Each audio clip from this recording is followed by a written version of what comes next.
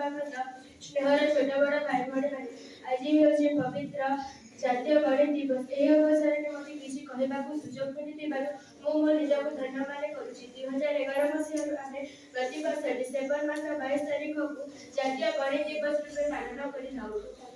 ଏହି ଦିନଟିରେ ମହାନ ଗଣିତଜ୍ଞ ଶ୍ରୀନିବାସ ରାମାନୁଜନଙ୍କ ନେତୃତ୍ୱରେ ପାଳନ କରିଥାଉ। ତାଙ୍କର ପୁରା ନାମ ଥିଲା ଶ୍ରୀନିବାସ ଆୟଙ୍କର ରାମାନୁଜନ। ସେ 1887 ମସିହା ତାମିଲନାଡୁର ଇରୋଡ ନାମକ ସ୍ଥାନରେ ଗୋଟିଏ ବ୍ରାହ୍ମଣ ପରିବାରରେ ଜନ୍ମଗ୍ରହଣ କରିଥିଲେ।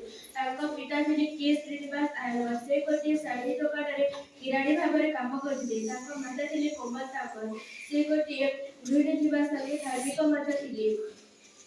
ସେ 1892 ମସିହାରେ ପ୍ରାରମ୍ଭିକ ଶିକ୍ଷା ଆରମ୍ଭ କରିଥିଲେ। 1904 ମସିହାରେ ମାଟ୍ରିକ ପରୀକ୍ଷାରେ ଉତ୍ତୀର୍ଣ୍ଣ ହୋଇଥିଲେ।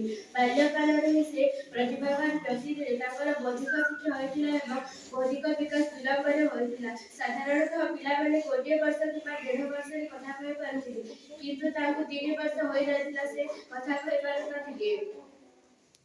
ଥରେ ସେ ଚାରିଧାଡ଼ି ଉପରକୁ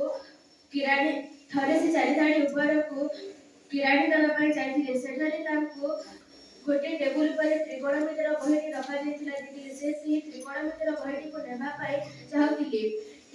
ଭାଇ ଜଣକୁ ପଚାରିଲେ, ମୁଁ ଏହି ତ୍ରିକୋଣମିତି ବହିଟିକୁ ନେଇପାରିବି? ସେ କହିଲେ, ଆସନ୍ତାକାଲି ଫେରସ୍ତ କରିଦେବ। ସେ ଆସନ୍ତାକାଲି ଫେରସ୍ତ କରିବା ପାଇଁ ଆସିଥିଲେ।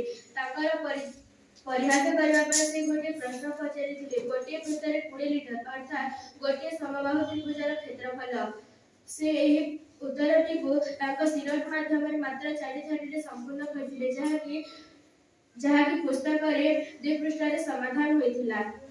ସେ 1920 ମସିହା ଏପ୍ରିଲ ମାସ 26 ତାରିଖ ଦିନ ଏ ଦୁନିଆ ଛାଡ଼ି ଚାଲି ଯାଇଥିଲେ। ଏତିକି କହି ମୋ ବକ୍ତବ୍ୟ ଶେଷ କରୁଛି। ଭାରତ ମାତା କି ଜୟ।